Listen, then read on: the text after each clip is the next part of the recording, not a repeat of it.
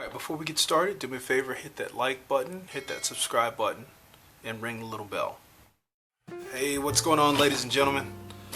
Alexander here from the Tora Nasumi Dojo, and just as promised, I told you I was going to go through some of the items I keep in my IFAK. And again, I'm an EMT by trade, so some of the things I discussed in the TCCC video, that equipment's going to be in here, but there's some things that are within my scope of practice that are beyond what you would learn in the TCCC are going to be in here. So I'm just going to make note of those, just for educational purposes, and then we're going to just get into the real nitty-gritty of the stuff that I think is most important. So this is my IFAK, right? My individual first aid kit, and this is just to work on a single person, or just for me personally, right? It's the one that I keep in my car, and I have another one that's just like this, and an identical one that I keep in my wife's car, just in case of emergencies, right? So let's just go ahead and get into it, right? So right on the outside, you'll see a set of trauma shears. All right, let me open this up. Okay, set of trauma shears. When I was talking about exposing the patient when I was doing the blood sweep in the TCCC, these are what I mean by trauma shears.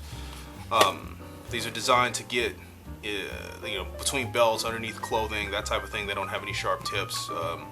They're really good powerful shears. So good pair of trauma shears are invaluable. Otherwise you'll have to use a knife, and that's pretty dangerous. Okay, now right on the outside, right, I have a tourniquet, and I have a tourniquet right there just so I can get to it as quickly as possible, right? I don't want to be digging through any kind of searching through the IFAK to look for the tourniquet if I have somebody bleeding out right there, right? So I have one right on top just to whip that out quick, to slap that on. When you get these tourniquets, they are wrapped in a plastic wrap, and for a while I kept this one on the outside, and I kept one inside the IFAK with the plastic wrap on. Don't do that, right? Because the last thing, and it kind of hit me later on, like the last thing you want to do is be trying to get your tourniquet and to save somebody's life, and you got to sit there ripping up plastic. Just go ahead and stage that by removing the plastic and just setting it where you can get it quickly. Right, so that's my tourniquet. Let's just unzip this and just break it open. Booyah! All right. So just go in the order of march. So in dealing with massive bleeding, right? When I said if one tourniquet doesn't work, use a second tourniquet. So I keep two tourniquets in each of my IFAKs, right? So ideally, you'd want to have, given a situation you'd want to have at least 4 with you to lock off all 4 limbs, but at the very least, at the minimum 2. Just in case one doesn't work, or you have to lock off more than one limb, because there are other ways you can go about, I guess, stopping bleeding than just a tourniquet. But those are valuable. I might put a third one in here. Okay. What else? This here. This is what I meant by combat gauze, or what do you call it? Combat gauze, or compressed gauze, compressed gauze, right? So this is a little, see, it says compressed gauze right there. It's a little package of compressed gauze. When you rip this open, I'm not gonna open one, right? But when you rip this open, it expands to just yards and yards of gauze, and this is what you would use to pack wounds, right? When I did the simulation, I was using a triangle bandage, but really you would use one of these. Now they do make these impregnated with a substance called QuikClot, which helps bleeding stop, helps blood coagulate, but they're kind of moving away from that because it damages tissue when that chemical hits the blood, hits the tissue. So, but yeah, that's compressed gauze for packing wounds. Okay. I have a set of gloves here. Right. Maybe I should take these out, replace them. Anyway, I have a set of gloves here, and that's just to help protect myself from blood and whatnot. Like what I was talking about, body substance isolation. Having a little bit of PPE. It would take a moment to put these gloves on to help, block me from any communicable diseases. So, just a set of gloves would do you fine. What else?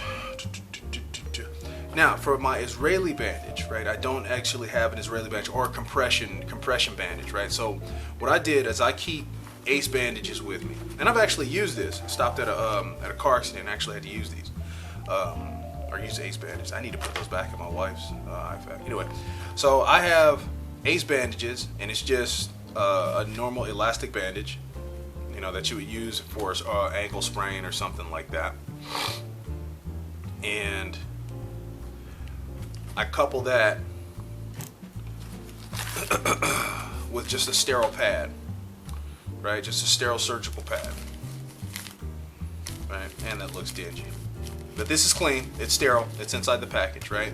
So I would couple that with just a sterile surgical pad, put that down on whatever wound, not arterial bleed, but a deep venous bleed, and then take my elastic bandage and then just wrap that up.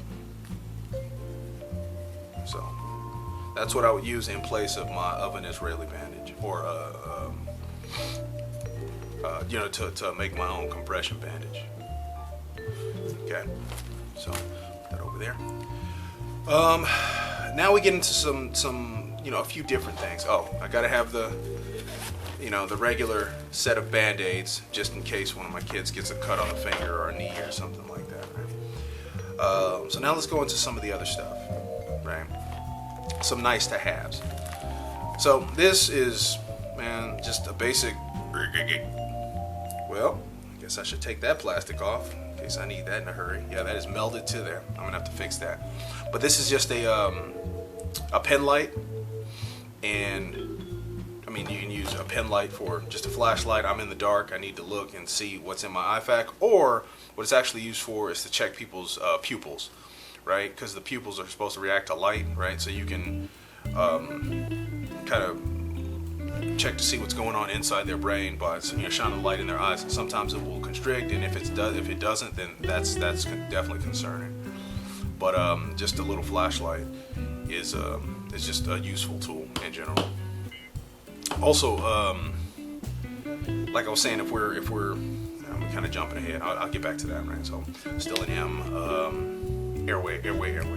So for my airway, let's get rid of all this stuff out. For my airway, I have Ishava. Right, no, not that. Here we go. So for my airway, I have what's called an NPA, right? A nasal pharyngeal airway. Okay. This is what this looks like. This device would go in through somebody's nose, right, and down through their windpipe, so that if their face is mangled or ripped off or whatever, you can secure an airway this way, right? You can't do the head tilt, chin lift, because maybe their chin's not there, or in some sort of way. But this, you can stick through their nasal cavity to secure an airway, and it comes with a lubricant, so it doesn't get caught on anything. It just slides right in there. So that is an MPA. And you can look at videos on YouTube of how to place an MPA, right? Just to see, like I said, for educational purposes only. That's something you actually want to be trained to do, because that's going to get invasive. I mean, it's kind of hard to miss with an MPA. It's just right into the nose, and it ain't very long. But there's a way you have to measure it and then cut it to size, and then place it. Then you would need to get training for that. Another device, if you were doing rescue breathing, I'm gonna go ahead and open this one because I think I can fold this back up if I need to. If I can get it open. Open this thing a long time. Okay, here we go. So I actually got a ton of these, so if I can't get it back together, it's all right. So this is a barrier that you would use if you were giving rescue breaths, right? So my guy's mouth is right here. I jam this thing over the mouth, and then I would be able to blow in through this valve, and it's a one-way valve, right? So if they're exhaling germs, it's not coming back into your mouth, right? So they got a communicable disease there. You're not blowing in there and then transferring whatever disease they have back into you. It only goes in one direction. So these things are single use only. I mean, it says right here, single use only. You blow, to try and revive. Right? So this comes in a bag of like 20 of them. See if I can fold that back up. Oh, there we go. All right, I'll get that later. Okay. So another sterile gauze pad, right? Because man, you can never have enough gauze, right? I believe in doubling up. 2 is 1, 1 is none. That type of thing.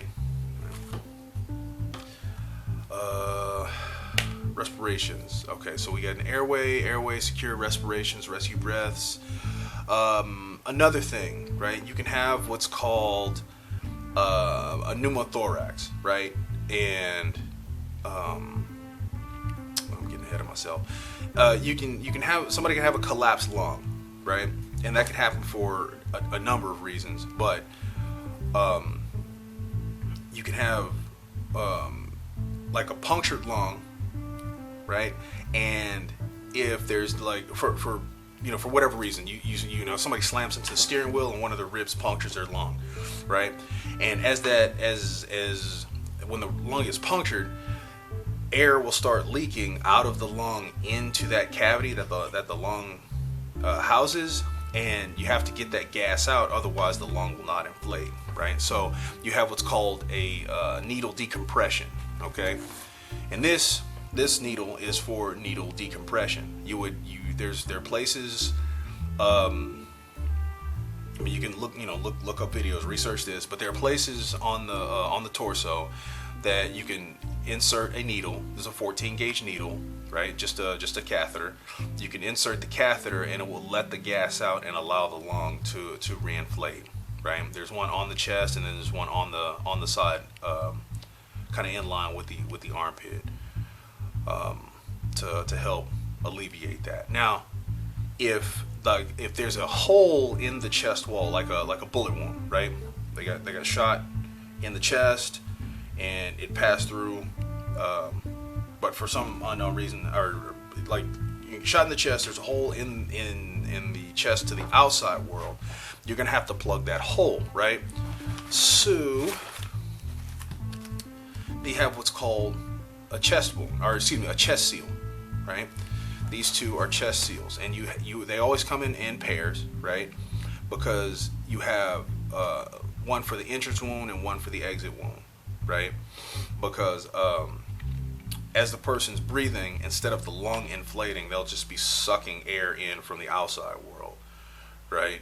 Which is what you don't want to do, right? So you have to get one of these devices, put that over the wound in the chest, put it over the wound in the back to seal the system, and then the lung should inflate, excuse me. Right, so those are chest seals. Oh, this is what I was talking about earlier, the QuikClot, right? For stopping bleeding. It says stop bleeding 5 times faster. Now, from what I understand, this was a good idea, but the just learning how to pack a wound and using regular compressed gauze worked fine, right? Worked fine, and you didn't have to worry about damaging the tissue with the quick clot. So that's why they moved away from the quick clot, right? Because it wasn't making the work any more effective. Triangle bandage, right? And another triangle bandage, right? So keep a couple of triangle bandages, and these are just like I said, nice to have, right? You can tie things down with these, you can wipe things off with these, you can use it as a bandage, right? I need more compression on my Israeli bandage, so I whip this out and then just tie it. Or if I need more than one Israeli bandage, I use a couple of my elastics and then start tying it off with this. But you can use these as like a sling and a swath, for somebody with a broken arm, that type of thing. Or if I need to quickly fashion a splint to splint a limb, I can get a couple of sticks and then use these, break these into strips and use these as ties. So these are just like my MacGyver kit, my kind of like you go in the desert and you get a shemagh, the thing that covers your head. You can use it for 100 different things. That's what these are in my IFAK. Okay, and of course you need to have a pocket knife. Now I keep a couple of pocket knives on me at all times, but if I'm ever caught out without my stuff in my pockets, then I need to have some sort of blade other than my trauma shears for a number of reasons. Cutting seat belts, cutting belts, cutting clothes, that type of thing. I do with my trauma shears, but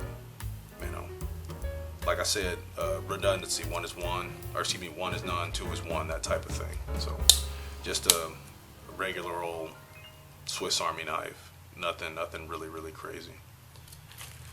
And then you can't do any kind of work without some duct tape, right? I mean, just a little bit of duct tape goes a long way. I remember one time picking up patients off the street, being a new medic, and they have to be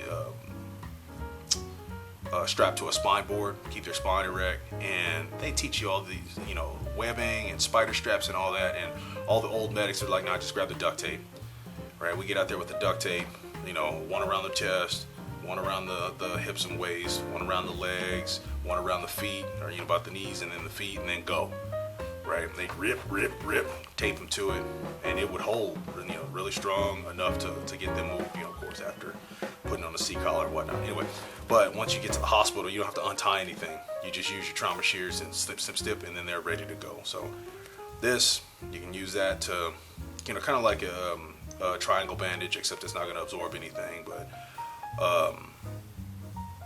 you can do a compression bandage with this. There are ways you can close wounds actually with duct tape.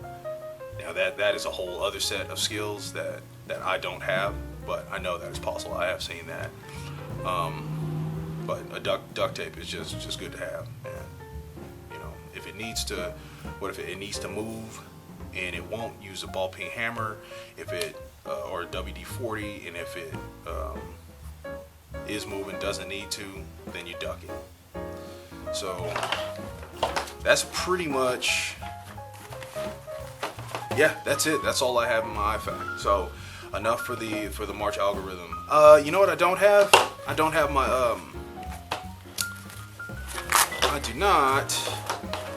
I used to have one too. I don't know what I did with it. Maybe I took it out of here.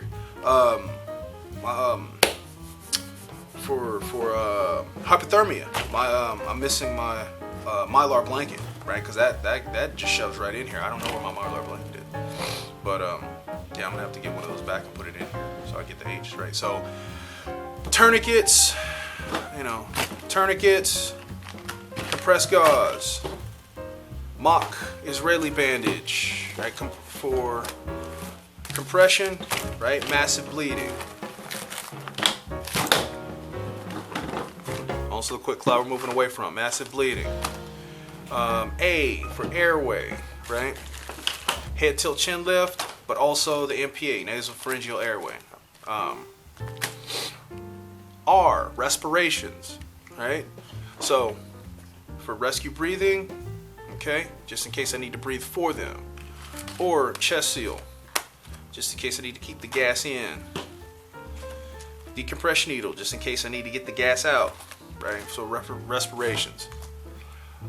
Circulation, right? That's just checking pulses, easy enough.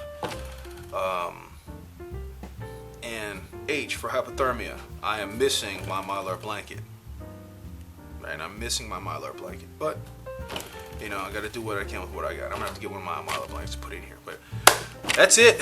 That's all I keep in my IFAK, and just wanted to let you know what was out there.